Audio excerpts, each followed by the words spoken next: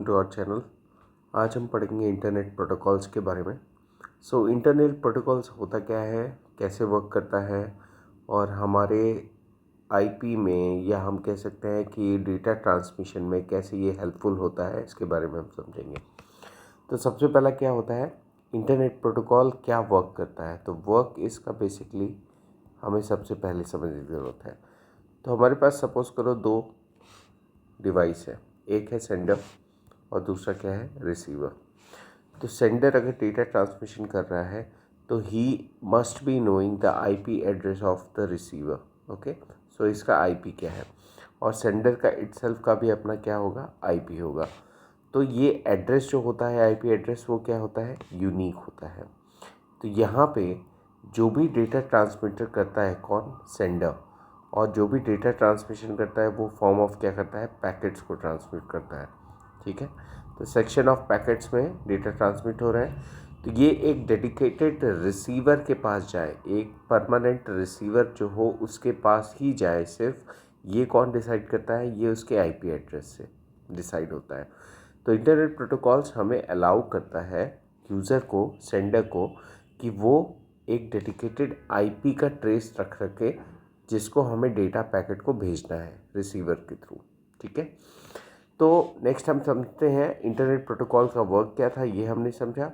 अब हम देखते हैं कि इंटरनेट प्रोटोकॉल में आईपी एड्रेस का क्या रोल है। ओके, सो यहाँ पे आईपी एड्रेस होता क्या है वो हम समझेंगे, और दूसरा हम समझेंगे इसका फॉर्मेट क्या होता है, क्या वैलिड होता है, क्या रेंज होता है और कितने टाइप के होते हैं आईपी एड्रेस। ठीक है, सो आईपी एड्रेस हम सबसे पहली चीज़ बोलते हैं क्या, यूनिक एड्रेस होता है ये। It is a unique address which is assigned to every system in the network तो किसी भी नेटवर्क में हमारे पास कोई भी सिस्टम है तो उसमें हम यूनिक एड्रेस असाइन करते हैं, उसी को हम क्या बोलते हैं, आईपी एड्रेस बोलते हैं। अब दूसरा, ये यूनिक एड्रेस क्या होता है, जब तक हमें किसी का एड्रेस पता नहीं होगा तब तक हम एग्जैक्ट लोकेशन पर नहीं पहुंच सकते। इसी तरह हमारे पास जो पैकेट्स होते हैं, पैकेट्स मतलब मैसेज को जो भी ब्रेक करते हैं, वो in the form of packet में ट्रांसफ़र होते हैं, और इन पैकेट्स को डिलीवर होने के लिए एक डेडिकेटेड रिसीवर का एड्रेस होना बहुत ज़रूरी है। ठीक है, तो इन एड्रेस को आइडेंटिफाई करने के लिए सेट ऑफ नंबर्स होते हैं इन आईपी एड्रेस को। ठीक है, तो इस आईपी का अगर हम फॉर्मेट देखें तो किस तरह का आईपी का फॉर्मेट होता है। सबसे पहला आईपी एड्रेस को सेट ऑफ नंबर्स होते हैं, सेट ऑफ नंबर्स, और ये नंबर्स कैसे दिखते हैं, हमें एक डेसिमल फॉर्मेट में दिखते हैं। जैसे हमारा हेक्साडेसिमल रिप्रेजेंटेशन होता है, वैसे ही हमारा क्या होता है, डेसिमल रिप्रेजेंटेशन होता है। तो डेसिमल नंबर को आप इस तरह से समझ सकते हो, कोई भी 10, 20, 30, ये हमारे डेसिमल नंबर्स हो गए। ठीक है, तो ये कुछ डेसिमल नंबर में रिप्रेजेंट होते हैं। नेक्स्ट बात करते हैं कैसा दिखता है हमारा आईपी एड्रेस। तो आईपी एड्रेस का फॉर्मेट जो होता है वो दो वैल्यूज़ के बीच में रेंज करता है। सबसे पहला 0, 0, 0, डॉट 0। ओके, और इसका मैक्सिमम रेंज जो होता है वो 255.255.255.255। ठीक है, ये हमारा रेंज होता है। इसको हम कहते हैं overall range of the IP address. तो जो भी आईपी एड्रेस में यूनिक नंबर है जो डेसिमल फॉर्म का है, उसका अपना क्या होगा, स्पेसिफिक रेंज होगा। ठीक है, तो यहाँ पे रेंज क्या है, तो हम अगर वैलिड एक रेंज, हमें एग्जांपल में अगर हमें समझना हो तो हम समझ सकते हैं, जैसे 162.132.144.101, ये हमारा एक क्या है, वैलिड आईपी एड्रेस है। और ये वैलिड क्यों होगा, क्योंकि ये 255 की रेंज के अंदर ही है। स्टार्टिंग रेंज क्या है इसकी, 0, और 0 से 255 के अंदर लाई कर रहा है। अगर हम पहला एलिमेंट देखें तो ये हमारा 0 से 255 के बीच में लाई कर रहा है, और ये वैलिड हो सकता है। तो मैक्सिमम आपकी क्या रेंज जा सकती है, 255, और मिनिमम क्या हो सकती है, 0 हो सकती है। तो ये हमारा क्या हो गया, आईपी एड्रेस का एक फॉर्मेट हो गया। अगर हम इनवैलिड की बात करें तो सपोज़ करो मैंने लिखा है यहाँ पे 256.251 पॉइंट एंड 324.14। तो यहाँ पे हम देख सकते हैं कि पहले पोजीशन पे क्या लिखा हुआ है 256 एंड थर्ड पोजीशन पे क्या लिखा हुआ है 324। सो this is wrong. Why it is wrong? It is out of the range, 255 से बाहर है, 0 to 255 की रेंज के बाहर है। तो ये हम कह सकते हैं क्या, कैसा आईपी एड्रेस है हमारा? इनवैलिड आईपी एड्रेस है। ओके, नेक्स्ट मूव करते हैं। अब इसका देखते हैं कि आईपी क्या हमारी यूनिक ही होती है? तो बेस्ड ऑन जियोग्राफिकल लोकेशन, हम जिस भी एरिया में प्रेजेंट है जियोग्राफिकल लोकेशन में, वो हमारी आईपी एड्रेस को डिफाइन करता है। जैसे हम अगर मुंबई में है या दिल्ली में है, तो सपोज़ करो हम न्यू दिल्ली में अभी हैं वर्किंग, तो न्यू दिल्ली का अपना एक नेटवर्क आईडी होता है। ठीक है, सो आप सपोज़ करो 162 स्टार्टिंग बिट हमारा जो है ये 162 नेटवर्क आईडी है। तो ये हमें बताएगा कि किस लोकेशन में प्रेजेंट है, और बाकी सारे बिट्स हमें होस्ट आईडी बताएंगे। तो हम कह सकते हैं कि let's say 142, 191 and let's say 101। तो इसमें ये जो पहला होता है ये हमारा क्या होगा? Network ID. नेटवर्क आईडी, हम किस नेटवर्क में बिलोंग कर रहे हैं, और बाकी सब क्या होते हैं? Host ID. इसको हम कहते हैं होस्ट आईडी। ओके, सो ज्योग्राफिकल लोकेशन से भी हमारा क्या कंटेंट चेंज हो सकता है? हम कहेंगे अगर हाँ, तो वो कैसे होगा, और हम कैसे समझ पाएंगे कि ज्योग्राफिकल लोकेशन पे कैसे, अगर हम एक लोकेशन से दूसरे लोकेशन जाते हैं तब भी हम कैसे डिफाइन करेंगे कि कैसा आईपी एड्रेस हो सकता है वहाँ पे? तो लेट्स सी कि अगर हमने अपने लोकेशन चेंज कर दी, सपोज़ करो न्यू दिल्ली से हम कहाँ चले गए, हम किसी और रेंज में चले गए। ठीक है, तो वहाँ के लिए हम कैसे डिफाइन कर पाएंगे? तो आईपी को इसीलिए हमने दो पार्ट में डिवाइड कर दिया, 2 पार्ट्स। ठीक है, पहला होता है क्या? स्टैटिक आईपी, और दूसरा क्या होता है हमारा? Dynamic IP. Dynamic IP. अब क्या मतलब होता है स्टैटिक आईपी का? स्टैटिक आईपी मतलब ये होता है कि हमारा सेम प्लेस पे सिस्टम अवेलेबल है, मतलब जो भी सिस्टम हम यूज़ कर रहे हैं वो सेम प्लेस पे लाई करता है। लेकिन डायनेमिक आईपी क्या होता है?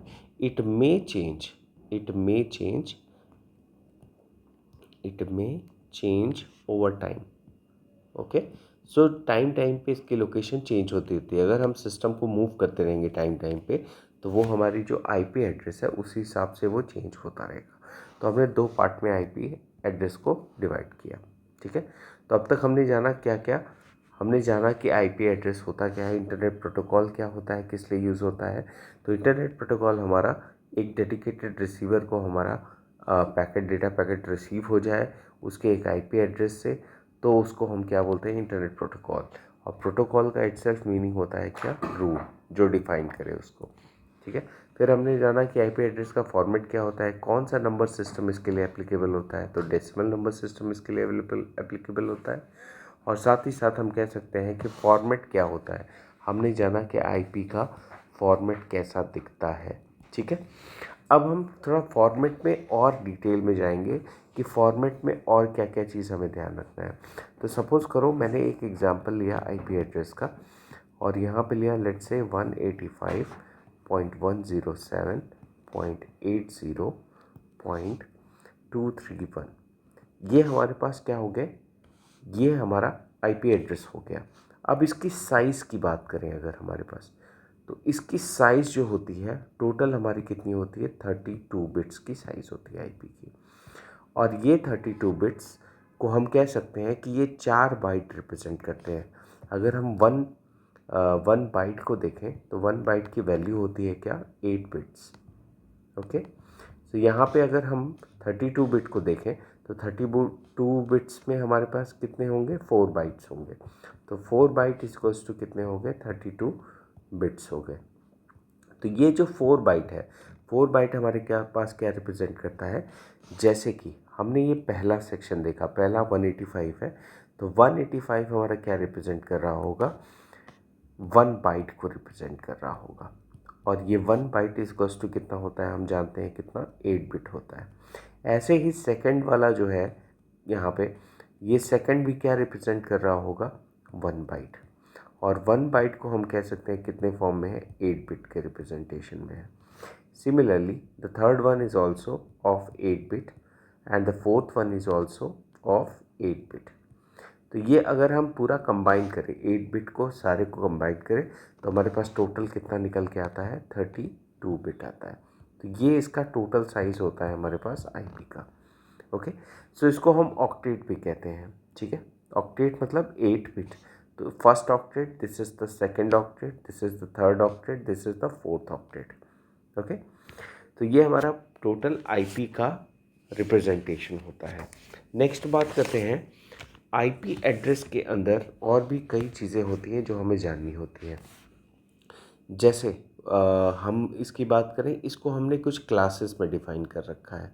ठीक है, तो क्लासेस को हमें समझने के लिए सबसे पहले हमें ये समझना होगा कि इसमें नेटवर्क आईडी क्या होता है किसी आईपी में, और हमें समझना होगा कि इसके अंदर होस्ट आईडी क्या होता है। तो आईपी को हमने कुछ क्लासेस में डिफाइन किया।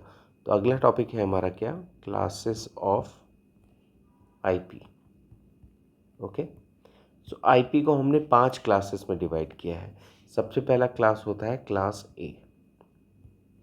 ओके, सो क्लास ए का रिप्रेजेंटेशन क्या होता है, तो हम कह सकते हैं, मैंने आपको बताया था कि इसका रेंज जैसे होता है 0 से 255 होता है। ठीक है, तो हमने इसी सेक्शन को कई पार्ट्स में डिवाइड किया और इसको मैंने कुछ रेंज दिया और उनको क्लासेस का नाम दे दिया। तो क्लास ए की अगर हम बात करें तो इसका रेंज जो स्टार्ट होता है, कहाँ से स्टार्ट होता है, 1.0.0.0। ओके, और ये कहाँ तक जाता है, हम कह सकते हैं 127.255.255.255। तो इसके बीच में अगर कोई भी आईपी एड्रेस हमारे पास आता है तो वो किस को बिलोंग करेगा, क्लास ए को बिलोंग करेगा। ओके, इसमें एक चीज़ और समझने वाली बात है, ये जो पहला कंटेंट है यहाँ पे, पहला ऑक्टेट है 127, इसको हम कहते हैं network ID. Okay, network ID. And remaining जो होता है इसके अंदर, रिमेनिंग अगर हम इसकी बात करें तो इसको हम क्या कहते हैं, host ID, host ID. Okay, next बात करते हैं क्लास बी का रेंज। ओके, क्लास बी का अगर हम रेंज देखें तो ये कहाँ से कहाँ तक रेंज करता है, it is ranging from 128.0.0.0 to, maximum कहाँ तक जाता है, 191.255.255.255। ओके, तो यहाँ पे अगर हम देखें तो यहाँ के फर्स्ट 2 ऑक्टेट जो होते हैं, ये फर्स्ट 2 ऑक्टेट हमारे पास क्या रिप्रेजेंट करते हैं, network ID. It is the network ID. And remaining 2 हमारे पास जो रिप्रेजेंट होते हैं, इसको हम कहते हैं क्या, होस्ट आईडी। ओके, नेक्स्ट बात करते हैं क्लास सी की। थर्ड क्लास में क्लास सी है। क्लास सी का हमारा जो रेंज होता है वो स्टार्ट होता है 192 से, 0.0.0.0, और इसकी मैक्सिमम रेंज जो जाती है वो जाती है 223.255.255.255। ये हमारी मैक्सिमम रेंज होती है। अब इसमें हमने देखा, इसमें हमारे पास कहाँ से कहाँ तक ये रेंज आती है, फर्स्ट 3 बाइट्स, 3 बाइट जो होती हैं ये हमारी रिप्रेजेंट करती हैं नेटवर्क आईडी को, और रिमेनिंग जो लास्ट वाला है ये किसको रिप्रेजेंट करता है, ऑक्टेट, होस्ट आईडी को। ओके, नाउ तो क्लास डी के लिए हम डिफाइन करते हैं। तो अगर आप हम ध्यान से देखें तो यहाँ एक पैटर्न बन रहा है क्या, कि पहला जो क्लास था उसका रेंज कहाँ से कहाँ तक था, 0 से लेकर 127 के बीच में। मतलब फर्स्ट ऑक्टेट को हमें ध्यान से देखना है, तो कहाँ से कहाँ रेंज है, 0 से लेकर 127 में। दूसरा जो ऑक्टेट देखा हमने, क्या देखा, 128 से 191 तक का रेंज था। तीसरा ऑक्टेट हम अगर ध्यान से देखें तो 192 टू 223 का रेंज था। अब नेक्स्ट ऑक्टेट अगर हम देखें तो उसका रेंज जाएगा हमारा 224 टू 239। ओके, ये फर्स्ट ऑक्टेट की बात है। तो अगर हम दूसरा रेंज का रेंज देखें तो 224.0.0.0 एंड मैक्सिमम इसका रेंज कितना जाएगा 239.255.255.255 ये हमारा ऑक्टेट हो गया।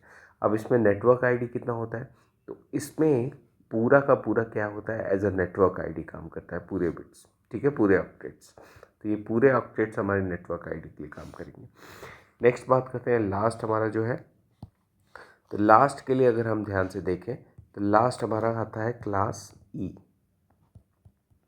तो क्लास ई में हमारे पास जो रेंज आता है वो आता है 240.0.0.0 और ये मैक्सिमम कहाँ तक जाता है 255.255.255.255 ओके। और इसका रेंज हमें यहाँ पे अगर शॉर्ट में लिखना चाहें तो हम क्या लिख सकते हैं 240 to 255 ओके। सो ये हमें याद रखना है, बस ये सीक्वेंस अगर फर्स्ट ऑक्टेट का हमें याद हो जाता है तो ये हमारे एग्जामिनेशन में छोटे छोटे एमसीक्यू क्वेश्चंस भी इससे काफ़ी फ्रेम होते हैं, तो हमें ये इजी रहेगा अंडरस्टैंड करने के कि आईपी में कितने क्लासेस होते हैं। तो हमने यहाँ देखा आईपी में क्लासेस जो होते हैं वो कितने होते हैं, टोटल 5 क्लासेस होते हैं, और ये कैसे रिप्रेजेंट होते हैं तो वो भी हमने देखा, ठीक है। तो 5 क्लासेस कौन कौन से होते हैं, कभी पूछा जाए एग्जामिनेशन में तो question will be something how many classes are present, तो basically A B C D and E, these are the 5 classes of IP okay. So this is the major thing you have to remember. Next thing आता है, कुछ important point discuss कर लेते हैं इसके। So important note अगर हम इसमें देखें तो सबसे पहला जो इम्पोर्टेंट नोट आता है इसमें, फर्स्ट वन इज़ व्हाट, कि इसको आईएसपी के थ्रू हम ट्रेस करते हैं। आईएसपी क्या होता है, हम कहते हैं इंटरनेट सर्विस प्रोवाइडर ओके। तो ये आईएसपी ही रिस्पॉन्सिबल होता है किसके लिए, हमें आईपी एड्रेस प्रोवाइड करने के लिए, responsible for providing the IP address okay. तो हम किसी भी जियोग्राफिकल लोकेशन में रहें, हमारे पास अगर इंटरनेट का एक्सेस आया हमारे सिस्टम में तो वो इंटरनेट सर्विस प्रोवाइडर का ही वर्क होगा कि हमें आईपी एड्रेस प्रोवाइड करें ओके। सो एक चीज़ और पॉइंट में अगर हम देखें तो अगर हमारे पास एक राउटर है, अगर हमारे पास एक राउटर अवेलेबल है तो राउटर के पास एक से ज़्यादा आईपी हो सकते हैं। A router has more than 1 IP address okay. So these are the 2 key points you have to remember, just a part of it okay. सो आज हमने समझा आईपी क्या होता है, आईपी कैसे वर्क करता है, आईपी के क्लासेस कितने होते हैं, कितना हमने क्लासेस देखा, तो A B C D and finally हमने देखा क्या E okay. So this is the complete information about the IP address and the internet protocol. Thank you so much for watching. अगर आपको वीडियो अच्छी लगी है प्लीज़ लाइक करिए, share करिए, सब्सक्राइब करिए and follow my channel for more videos. Thank you so much.